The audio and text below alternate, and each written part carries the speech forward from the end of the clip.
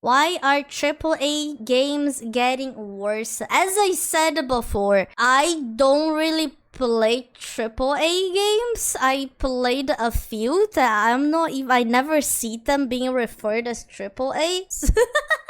Wow, this new Star Wars Outlaws game looks pretty great. That's pretty good. You know what? Let's check out the official website and see if we can learn more about the... Good Lord, what is happening in there? Pre-order. Get 3 days early access. That's true! I fucking hate season passes, battle passes. That is the worst thing to be invented in game history.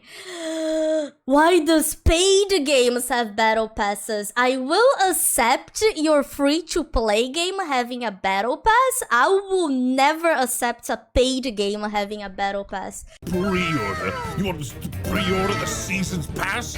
And get 3 days early access. Pre-order. That's four pre-orders on one screen. Extend K's journey with 2 upcoming DLCs. You want to play the exclusive Jabba's Fuckhouse? Pre-order. Unlock exclusive cosmetic pre-order. Are you fucking pre-ordering yet? You know what's funny? If you go to the Arrowhead Games website and just look at it, there's something special about an Arrowhead game. Games should challenge that's the people that made Helldivers too? who play them. We want our games to help forge friendships. And look at that. Not even an advertisement for the Super Citizen Edition.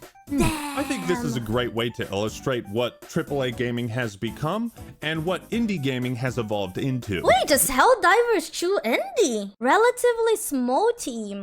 Damn, is it the same case as Baldur's Gate 3? Baldur's Gate 3 also has a pretty small team, right? That also did like a super fucking good job. The difference in priorities is clear, and you might assume, Actman, that's just typical Ubisoft greed and shenanigans. Consumers must be comfortable not owning games. Ubisoft subscription boss says. That's so weird, right? I like owning games. I would definitely not feel comfortable only having games through subscriptions. But you're wrong. It's worse than that. What Ubisoft is doing with Star Wars Outlaws is symptomatic of a much greater issue plaguing all of AAA gaming. Recently, Ubisoft dropped a story trailer for Outlaws. I watched it, and I felt apathy. As you know, apathy is death. The gameplay reveal for Outlaws looked solid, but now I'm skeptical. Maybe it was the boring writing, the generic presentation, or the fact that they're directing people towards the $120 version of the game instead of the standard version. Hello, I like money. Still, I don't remember the last time I felt indifferent to a new Star Wars game. On the flip side, one of my buddies sent me a trailer for a game called Kingmakers. I've never heard of this franchise nor the studio behind it, but let's check it out. Oh, that looks good. Oh my Hey, your God, pussy it's a looks fucking Chevy truck in amazing. Oh, we're giving What the shotguns. hell? How can the engine handle this many Wait, guys I'm on screen? getting It's like that Mountain right Blade now. Plus Dynasty Warriors with time travel? And grenades? Oh my God, and they have RTS mechanics? No shot. It can't get any crazy. And helicopters too? Here's the question Damn, of the day. that Why, looks as a huge Star amazing. Wars fan, am I more excited for this and not this? Well, the answer is obvious. It's Ubisoft. But like I said, AAA gaming has been in decline for some time. Meanwhile, indie games have become a spawning pool for creativity and imagination. Bless indie You may have games. seen the plethora of AAA gaming is dead videos spring up on YouTube. Well, AAA gaming didn't just die. It was murdered. If you got that reference, welcome back to 2017 YouTube. Clearly, I'm not the only one who has felt disillusioned and apathetic towards recent AAA titles. But a lot of people focus on how AAA games have gotten worse. They highlight the obvious: excessive monetization, unfinished products being released. I can't masturbate to this character. And while these are all issues... I was covering it. Sorry, guys. It looked like he was talking about me.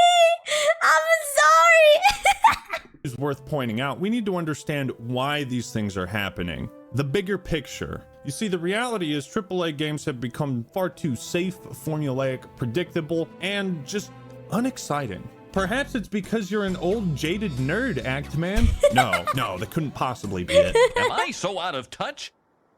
No, it's the children who are wrong. That's what we're gonna explore today. So true. The decline of AAA gaming and the rise of indie. Why has AAA gaming gotten so bad?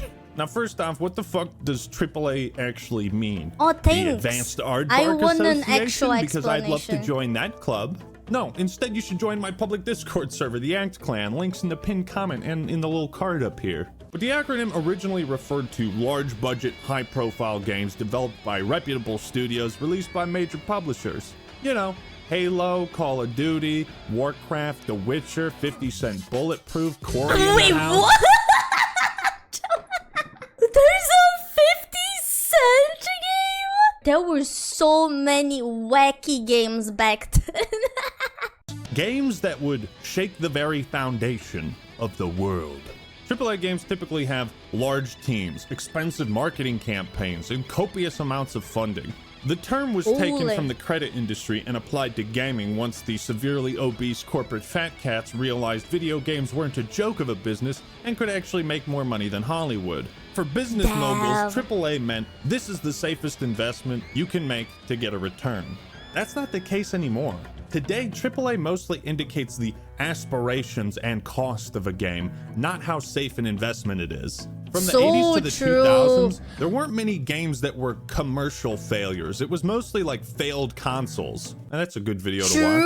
But since the 2010s, as AAA gaming budgets have grown exponentially, we've seen some big-ass flops.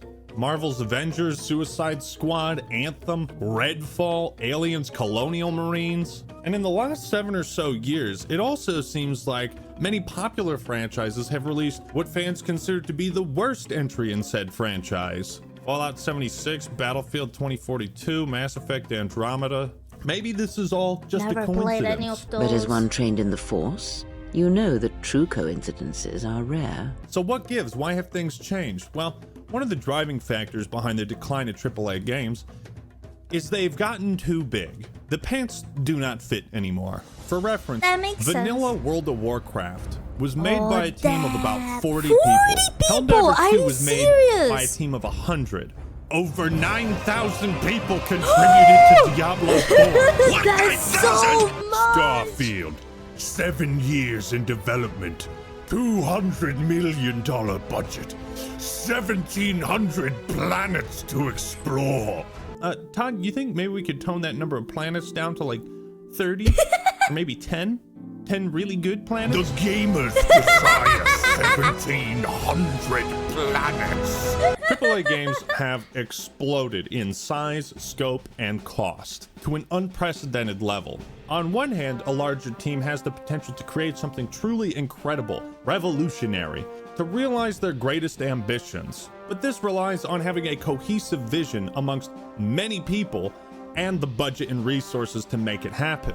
However, the more ambitious a project, the more money invested into it, the riskier it becomes. Immortals of Avium, a game you probably never heard of, was the debut title for Ascendant Studios. And for some inexplicable reason, the game was given a budget of 125 million smackaroos, making it one of the most expensive video games ever made. Wait, what's on that list? Dude, that's crazy when you realize that I never played any of those things, but I recognize all of these names. And then you have this one. Holy video shit. Games ever made. That's insane. Even going down, I still know everything here. Why would you think that that's a good idea? What the fuck? Immortals sold poorly, and Ascendant, after releasing their first title, had to lay off almost half of their staff. Of 6 course, months later, the remaining employees were furloughed, a fancy word for maybe you have a job, IDK, and the company's future is uncertain. Sometimes memes can spit truth. I want shorter games with worse graphics made by people who are paid more to work less, and I'm not kidding. True. Immortals of Avium is a mistake that shouldn't have happened. And it's the exact type of reason why AAA publishers are sticking with familiar IPs and playing it safe. You guys excited for Call of Duty 26 to come out later this year? The bigger they are, the harder they fall. But why was Immortals, this random game, bloated with such a ridiculous budget and high expectations? Well, COVID-19 changed a lot of things. People bought a shitload of video games during Massive spike in online games due to people self-isolating at home. That makes sense. That makes sense. In that time. And some upper management folk adjusted their business. They saw this as an opportunity to invest. So they expanded operations, hired more employees. Oh, wait. So, like, this year, we had a massive amount of layoffs, right, in the gaming industry. Is that all the people that got hired during COVID? That would make sense. It's like, it's time to go, buddy. People are not buying that much video games anymore. Of course, the video game sales caused by the pandemic didn't last. And we're now seeing the fallout of that overexpansion. Yeah. Fallout New Vegas. 10,000 layoffs in 2023 and 8,000 more exactly. on the way. Like, oh my god, did you see that? That's crazy. Over 30 studios were shut down. Several games canceled. Don't think I ever heard of any of those. I don't recognize them by their logo, at least. The hubris from corporate overlords has uprooted this industry in such terrible ways. Overloading teams with talented employees and a shit zillion dollars isn't some magical recipe for success. In fact, it puts the studio in a much more dire, stressful position, because if the game doesn't sell well, they're fucked. Blockbuster game development costs are out of control. According to a study by the CMA, a single AAA game could have development costs between $90 to $180 million, plus Oh 50 to 150 God. million for marketing. That Suicide Squad Jesus game that 200 people are playing? 200! I remember being hyped up for Suicide Squad game. I don't care about comics, but I always thought the Suicide Squad has a good concept. And it just makes me sad how they managed to mess up both the movie and, and the game. Probably had an inflated budget. This is clearly unsustainable. It's like every major AAA game is some massive live or die gamble. Naturally, companies want to mitigate and avoid all the risk they can. So, again, they rely on established IPs and stick with what's familiar. And most of all, safe. So wait a minute, Ackman. You're telling me AAA games have become a greater risk, but also safer? That's a paradox, John. Think about it this way. The bigger the budget, the more employees working on a game, the more copies it needs to sell. Therefore, it has to appeal to a lower common denominator. They have to simplify and dumb down something. That's they cannot true. take risks or experiment. They have to stick with what has proven to work. This is a huge reason why indie games such as Helldivers 2, Hades, Lethal Company are so much better at innovating on a popular formula or giving us something brand new. That is so Which would true. you rather play, Back 4 Blood or Deep Rock Galactic? I better see some fucking rock and stone in the comments. But that's the thing. I Back 4 know a Blood lot of is people a cheap here like that. imitation of what inspired it, while Deep Rock Galactic is a unique twist on the whole four dumbasses trying to accomplish something co-op game. Deep Rock is brimming with charm, style, and this is gonna sound cheesy as fuck, but you can feel the love that went into it. I can't say the same with Back 4 indie games Blood. you can What are feel some other like that, examples right? that illustrate how games have gotten safe? Well, let me ask you this. Did you think for 1 millisecond that the Modern Warfare 3 remake was going to do the no Russian scene justice? Did you think it was gonna be as shocking, if not more so? No! You terrorist. No! You look like one. Oh, give the writers a raise. Of course not. Like, even Call of Duty feels like it's been sterilized. But of course, there's some exceptions with, like, Cold War. I mean, that game took some serious risks with its campaign and story, and it paid off. Gamers love being surprised. We love being thrown for a loop, because it's so hard to do now in the age of the internet and with all these leaks and everything. This is why Helldivers 2's live service is retaining so many players, because there haven't been any roadmaps going into excruciating detail about what to expect. It's why the redemption of No Man's Sky hit so hard, because Sean and Hello Games just went into hibernation and came out when they had something to show people. When I say safe, I'm not just talking about the lack of innovation with game design, but also the writing. AAA franchises that used to go really hard with the dialogue now feel tame, like they're pulling punches. I'm not a huge expert on Fallout, so Fallout fans, please correct me in the comments if I'm wrong. But there is a massive difference between Bethesda's Fallout games and the other Fallout games. In New Vegas, you can literally sell drugs to children. Like that's a real choice you have in the game. You can be an absolute maniac. You can shake down a guy for caps and he'll say, well, you've taken everything but the clothes off my back. And then you can say, actually, give me your fucking clothes too. You know what I mean? Like, for some reason, I just can't picture these types of things being in a new Fallout game.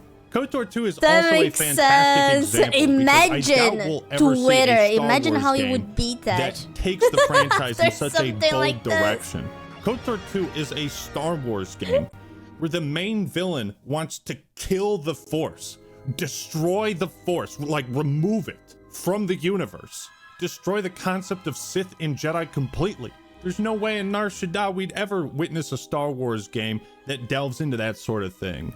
According to Obsidian, Chris Avalon, one of the main writers for New Vegas and KOTOR 2, Obsidian made multiple proposals to develop spin-offs for Fallout and the Elder Scrolls, all of which were turned down by Bethesda. And while we can only imagine the reason why, perhaps it was too risky in their eyes. Here's another example, Halo Wars 2. Console RTS, pretty niche, but its expansion, Awakening the Nightmare, was the first time in a decade we saw the Flood in a Halo game. Why haven't the Flood appeared in the main series? Don't want to risk lowering the sales with an M rating, What's right? the M-rated Flood? games don't Oh, sell you too would have great, to raise the do they? rating. Speaking of Rockstar, God, this Damn. industry pisses me off sometimes. LA Noire 2, where is it? Bully 2? And you might think, well, isn't that his Bully. Oh, I really want to play Bully. LA Noire as well. Those seem like two great games. I've watched so many people playing Bully 2 and this seems like so funny. Imagine something like that being released nowadays as well. That's some kind of stuff we need to cherish, right? hypocritical act, man? You were just complaining about these companies sticking to established IPs. But both of these franchises only have one game. And that's kind of my point. Instead of making one, $400 million game, why not cut a chunk of that out and develop multiple AA games? What if they took one of these True. $150 million AAA budgets and made a couple of $20 million bets with them, right? And just funded a bunch of projects, and the risk is much smaller. And I think that would be Yeah. very good for the industry. And I wish AAA would take more risks like that with smaller teams. Then you would get that cohesion. You would get that sort of singular vision, I think, and stronger creativity out of it. I at least understand this for Rockstar because their games are so overhyped. If they released a sequel that you thought was a 9 out of 10, that would feel disappointing. yeah. A bunch of Halo spin-offs were also pitched to leadership at 343, including an ODST-themed game similar to Helldivers 2. Imagine what could have been. I guess I just don't understand why the corporate side of game development treats every title like it has to be an all-in bet. Do you see what I'm getting at? So many of our favorite franchises that we grew to love because of how bold they were are now playing it safe. And that's why indie and AA gaming is thriving right now, because they can take risks. They're not obsessing over how many people are gonna buy the game. The developers of Palworld were like, well, I hope this doesn't make us go So true. bankrupt. Palworld Indie is a studios are great operating example. at the level that AAA used to. And when you don't have to make hundreds of millions of dollars to keep your company afloat and not fire your entire studio, you can take risks. And going back to my initial comparison between Arrowhead and Ubisoft, there's a huge difference in the mission statements of AAA and indie games. Baldur's Gate 3 is an indie game. Larian is Yeah. an independent studio, but the quality is so amazing, you'd assume it's AAA, Yeah, right? I There's thought this trend- Baldur's Gate 3 was AAA for a long time. It took me a while to see that it was like a very small team, actually. That is so impressive. That's what things should be like, right? That's what you get when you get like a smaller team with people that are really into what they're doing, that they're not being rushed or anything. Like, that was a great result. of indie developers reassuring customers that they're not going to nickel and dime us. No, there are no in-game purchases in our game. We believe in providing a complete and immersive gaming experience without the need for additional purchases. Vermintide 2 is one of the only games to do loot boxes right because they didn't sell them. At the height of the loot box craze, no less. Helldivers 2 doesn't let you pay for tiers in the Freedom Passes. Indie developers can afford to be more player-friendly because they don't have these investors hanging over their heads and these massive budgets. True, you might think all these yeah. egregious microtransactions is just pure corporate greed, and there's a good chance some of it is, but it's also a safeguard, like a necessity. Overwatch had these bunch of skins that were all free, and now you just have to pay like a pretty good price if you want them. That is so ridiculous. Like, how do you have the guts to do that? I couldn't believe it when I saw it. And I think the solution is just to make games smaller, dude. Now, a really shitty byproduct of this risk-averse mentality is that a lot of these publishers are looking for a quick buck. They want to make So easy true. money. So what do? Bingo! Flood the market with shitty remasters. Boy, there's been an abundance of these lately. The Last of Us 1 on PC, GTA Trilogy. Hell, even Dark Souls Remastered sucked major ass. And don't even get me started on the fucking Battlefront collection. Did you know that at one point Warcraft 3 Reforged had like 3 people working on it? Like one guy was supposed to remake all of the cutscenes. And this is so perplexing. These studios dump 10 figures into a new game but can't even hire 10 people to make a decent remaster. It's like there's no middle ground. It's either no budget or dump the bank account.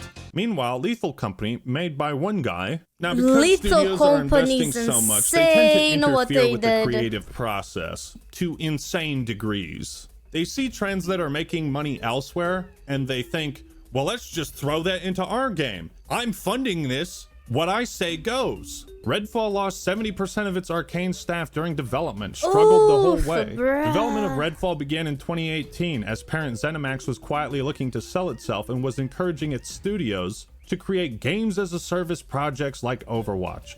Microtransactions were intensely encouraged. However, the problems in trying to just making games like Overwatch, there's a big mistake there already. develop Redfall surfaced early. Firstly, management kept offering conflicting visions of what the game would and should be, resulting in developer confusion about what they were creating. How to reconcile single-player and multiplayer within an Arcane game was never really resolved either. Secondly, Arcane employed fewer than 100 people, which had been enough to make a single-player game, but was not a healthy number for developing a large multiplayer game with microtransactions to manage. Outsourcing work to other studios was reportedly not enough to alleviate the strain. As a result of plummeting morale and lack of direction, veteran employees left the company in droves, with about 70% of the staff ultimately leaving Arcane. Redfall is not the only story of its kind. You can look at most AAA flops or AAA games that severely disappointed, and you'll find something similar. Management interfered. Management wanted this. I imagine It's they feel always they have there, to right? micromanage these things, again, because of the investment. Sometimes with AAA games, it feels like there's too many cooks in the kitchen, and Gordon Ramsay is pissed. Exactly. An idiot sandwich. There's gotta be a happy middle ground in dev team size. Too small and you feel like the world rests on your shoulders. Too big and you feel like you have zero agency and influence. These big dev teams, especially when they're spread out against multiple studios across the country, can sometimes have very inefficient communication, bureaucracy. Next, Battlefield has the largest development team so far. 1 year later, former DICE dev says 2042 never stood much chance being great at launch. There's a video by Timothy Kane, the creator of the original Fallout, about game development caution. And he talks about how certain things in game development now that could be fixed in 45 minutes now take 4 weeks. When we were making the Outer Worlds, the combat AI wasn't really in yet, so I asked for a very simple combat aggression code to be added. This is how simple it was. Every time an NPC got shot, they would see if that person was on the list of someone who'd shot them. If they weren't, they'd add them to the list with the amount of damage they just took. If they were already on the list, they'd just add the amount of damage they took. Whenever they're deciding who to attack, they attack the person at the top of the list. That's it. That's all I wanted. The programmer who it got signed to came to me and said, I need 4 weeks. And I'm like, why? Walk me through what you're going to do. And he goes, you don't understand. And I was like, I've coded this 3 times. Walk me through it. And he wouldn't. He left. He left angry. Lead programmer came back, started yelling at me, saying, if he says he needs 4 weeks, he needs 4 weeks. And I'm like, then I will do it. I'll have it done before lunch. And he said, no, because then people will have to support your code. I'm like, I'm going to walk you through what I want. and you tell me why this takes 4 weeks. He looked at what I wrote, which was about 10 lines of pseudocode on the whiteboard, and he goes, I'll come back.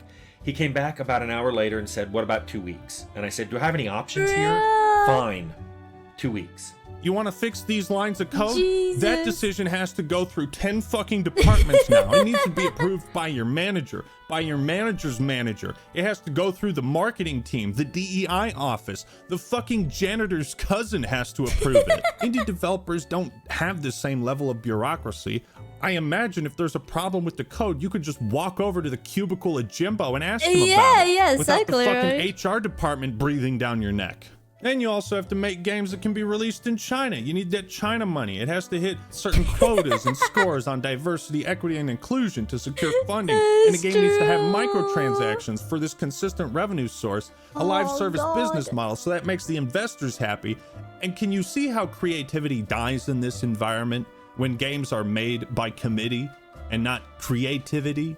It also seems like the more employees a company has, the easier it is for you to blend in and not be seen or heard. Indie studios typically have better working conditions with flexible hours. Employees have more creative control. Smaller teams allow the individual to have more influence on a game and a greater impact. I've seen a lot of articles from ex-developers who say, this game wasn't what we intended to make. It wasn't what we envisioned. Disagreements are going to spring up in game development, but it's easier to settle an argument between 2 people than it is 100. At the end of the day, indie gaming has risen where AAA has fallen. The decline of AAA gaming is due to the insane budgets, scope, and expectations of these games. How that affects the employees, the work environment, the investors and higher-ups who have to constantly micromanage these games and throw in their own ideas when they have no fucking clue what makes a good video game. I feel like a lot of these developers simply don't have the same luxuries and freedom to create art like they used to. Game development in the AAA space is now a committee process where simple solutions to bugs can take weeks, where the freedom to express and create art and take risks is suppressed in favor of creating the generic and the safe. Too many external factors have disrupted what used to be a creative process with the singular goal of making the best and most fun video game possible. It ain't about that no more. This shit has to make money, and a lot of it. And it's for all these reasons that AAA gaming is declining, and why indie titles are thriving. But what do you think? What are some of your favorite indie games? Let me know your thoughts and opinions in the comments below. Don't forget to join my public Discord server. Links in the pinned comment and the description. Answer that Thank you all for watching. Hope you enjoyed the video. Leave a like if you did, and subscribe to the X-Man for more awesome content. Alright everyone, that's all I got for today. This is the X-Man signing out. Games, Lamal. Hollow Knight and Hades have a special place in my heart.